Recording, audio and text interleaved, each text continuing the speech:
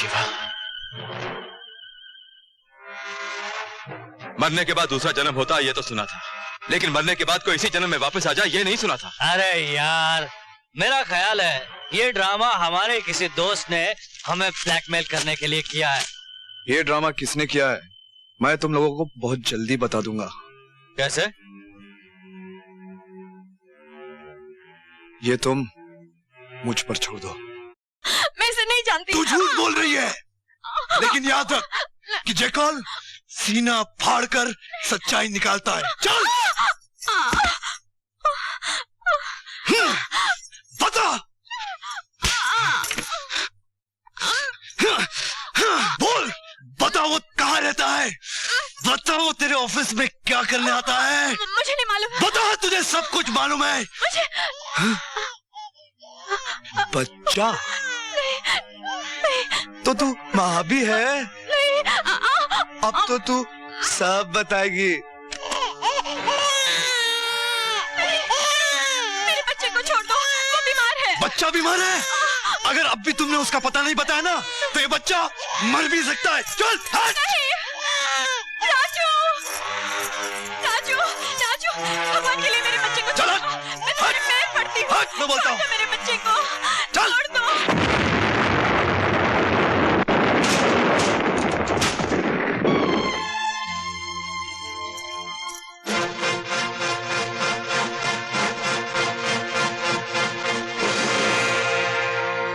Shiva?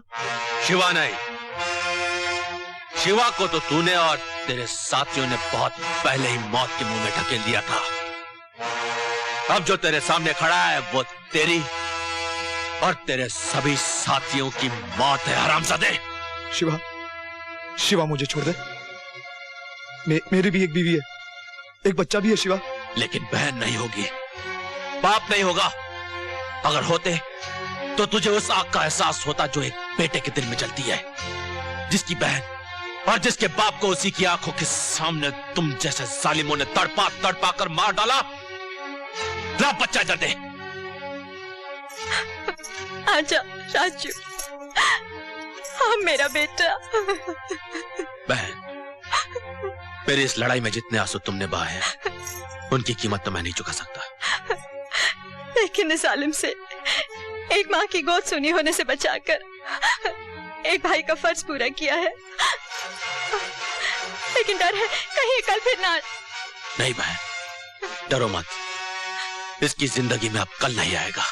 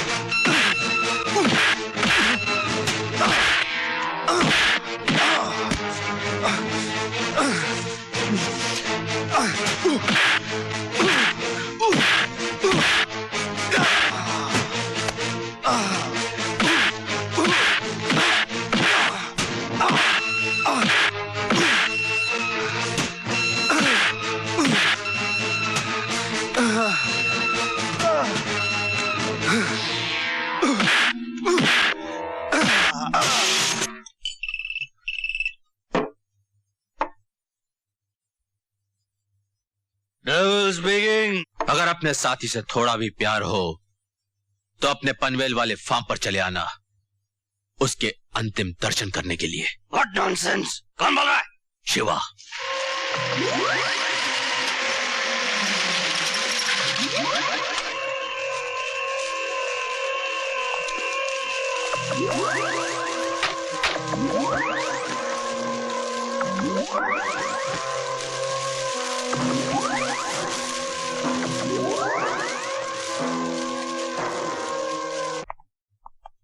Sir मेरी तो ये बात समझ में नहीं आ रही कि जिस आदमी को आपकी पुलिस ने मुर्दा डिक्लेयर कर दिया था वो आदमी जिंदा कैसे हो गया। ये बात तो हमारी समझ में भी नहीं आ रही है कि वो बच कैसे गया, लेकिन खैर अब वो ज्यादा दिन बचकर नहीं रह पाएगा।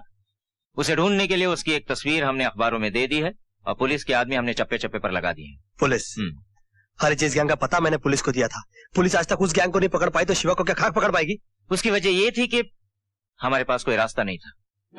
लेकिन मेरे पास रास्ता है, इसकी जिम्मेदारी मैं लेता हूं। मैं वादा करता हूं कि शिवा और उसकी गैंग को मैं गिरफ्तार करूंगा। नेहा,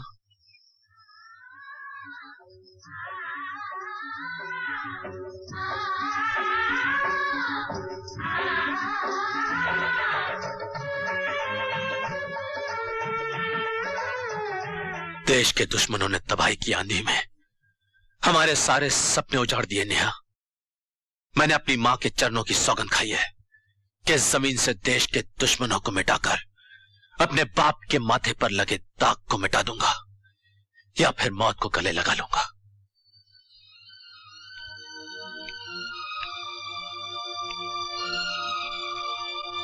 शिवा, इस लड़ाई में नेहा तुम्हारे साथ है।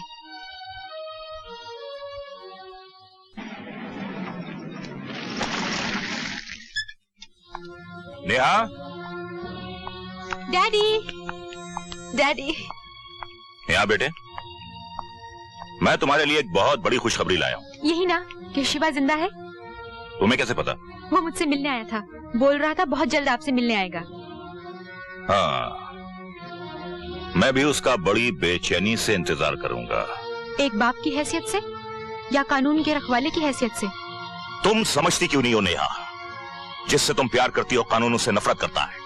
जिसके लिए तुम्हारे दिल में चाहत है वो आज शहर में दहशत बना हुआ है। उसने जेके का खून किया है, वो कातिल है, वो खूनी है, वो देशद्रोही है। नहीं डैडी, शिवा देशद्रोही नहीं है। वो तो उन देशद्रोहियों को उनकी किए की सजा देने आया है। शिवा कौन होता है सजा देने वाला, कानून को अपने हाथ में लेने वाला? तो वो कातिल कौन थे? शिवा को अनाथ करने वाले, उसके हंसते खेलते घर को बर्बाद करने वाले, उसकी जिंदगी से उसकी खुशियां छीनने वाले। डैडी, वो गुनहगार नहीं है। शिवा गुनाहगार है और उसकी गिरफ्तारी कानून का फर्ज है। अगर आपका यही फैसला है तो मेरा भी फैसला सुन लीजिए। आप सजा एक को सुनाएंगे लेकिन हत्याएं दो होंगी। वहाँ शिवा की चिता जलेगी तो यहाँ नेहा की अर्थी उठेगी।